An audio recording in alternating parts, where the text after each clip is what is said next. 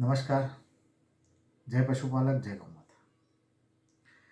આજના વિડીયોના માધ્યમથી સાબર ડેરીના સત્તામંડળને એક વિનંતી કરું છું કે તમે જે પ્રાઇવેટ મિલ્ક પોઈન્ટ એટલે તમારા દૂધ ખરીદી કેન્દ્રો છે એને બંધ કરવાની 16 તારીખ સુધીની મુદત સાથેની નોટિસો તમે આપી છે.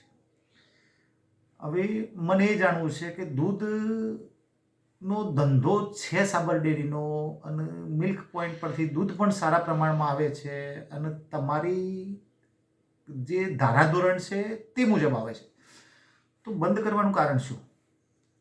અને બંધ જ કરવું છે તો તમે સાબર ડેરીના સંઘના તમે પ્રાઇવેટ પોઈન્ટ કેમ આપ્યા છે બીજા રાજ્યોમાં?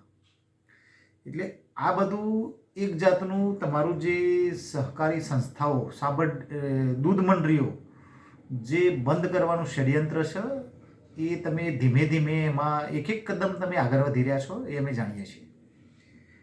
તમને ટૂંકમાં એક જ વસ્તુ કહું છું કે દૂધ એકત્રીકરણ પોઈન્ટ તમે હાલ બંધ કરશો, ધીમે ધીમે સૂચિત મંડળીઓ બંધ કરશો, એના પછી તમે કદાચ તમારા સભાસદ નહીં હોય એ મંડળીઓ પણ તમે બંધ કરશો અને એક સમય એવો આવશે કે તમારા સભાસદો છે એ મંડળીઓ પણ તમે પ્રાઇવેટ પોઈન્ટમાં કન્વર્ટ કરી દેશો તમારા પોતાના.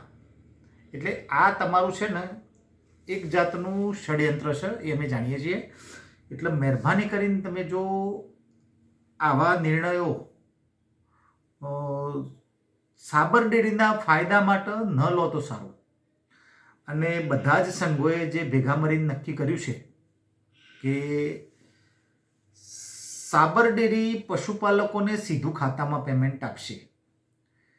હવે પંચમહાલ જિલ્લાના સંઘ દ્વારા દરેક દૂધ મંડળીને પરિપત્રો મોકલી પણ દીધા છે અને તમે પણ ટૂંક સમયમાં મોકલશો. આનો સીધો અર્થ એવો થાય છે કે તમે પશુપાલકોને પેમેન્ટ સીધું આપીને તમે સ્થાનિક દૂધ મંડળીને વચ્ચેથી હટાવવા માગો છો અને સ્થાનિક દૂધ મંડળીને વચ્ચેથી હટાવશો તો બધો જ વહીવટ તમે ઉપર રાખશો, ઓડિટ ઉપર રાખશો, પૈસા તમારી પાસે રાખશો, તો સ્થાનિક મંડળીના ચેરમેન, સેક્રેટરી કે કર્મચારીઓ શું કરશે? તમારા બધો જ વહીવટ, પૈસાનો વહીવટ તમારે જોઈએ છે બધો. ખાનગી પોઈન્ટ તમારે બંધ કરવા છે તો પછી તમે પોતે બધું જ તમારું ધાર્યું કરવા માંગો છો તો શું તમે આને તમારી કંપની સમજો છો? સાબર ડેરી એ પશુપાલકોની છે, એના દરેક સભાસદ સ્થાનિક દૂધ મંડળીના ચેરમેનો છે. એટલે એક વસ્તુ તમે મગજમાંથી કાઢી નાખો કે આ અમારી કંપની છે. કારણ કે તમે કોઈ પણ નિર્ણય પશુપાલકોને સ્થાનિક દૂધ મંડળીઓની મંજૂરી સિવાય તમે કરી લો છો એ તદ્દન ખોટું છે.